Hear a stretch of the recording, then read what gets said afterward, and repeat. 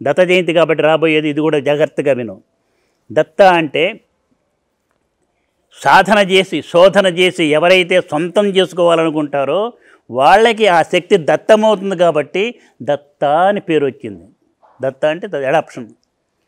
నువ్వు కనుక చక్కగా తీవ్రంగా సాధన చేస్తాయి, శోధన చేసి చక్కగా యోగంతో అన్నీ ఒకటే.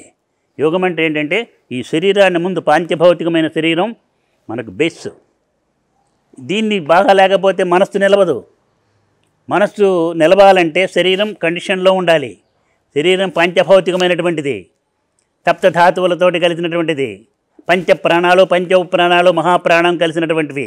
వీటన్నిటిని కూడా శుద్ధం చేసుకోవాలి. శుద్ధం చేసి పవిత్రం చేసి వాటి మధ్య చక్కగా ఒక కోఆర్డినేషన్ ఉండేట్టు చేయాలి. అప్పుడు మనకేమవుతుందంటే నిలబడుతుంది, మనస్సు నిలబడుతుంది. ఒక దాని మీద ఫోకస్ చేస్తే దాని మీదే ఉంటుంది. ఇదేదో ఆధ్యాత్మికంగా చెబితే మనకు అగమ్యగోచరంగా ఉంటుంది. కానీ ఒక కంప్యూటర్ చేసేటువంటి వాడు, నువ్వే కంప్యూటర్ దగ్గర పెట్టుకొని చేస్తున్నప్పుడు దాని మీదనే మనస్సు పెట్టి ఫోకస్ చేస్తే చేయగలుగుతావు. కానీ మనస్సు అటు ఇటు పోతుంటే ఇక్కడ తప్పులు పోతాయి కదా. ఇది కూడా అంతే. ఫోకసింగ్ ద మైండ్ అనే particular thing object is yoga.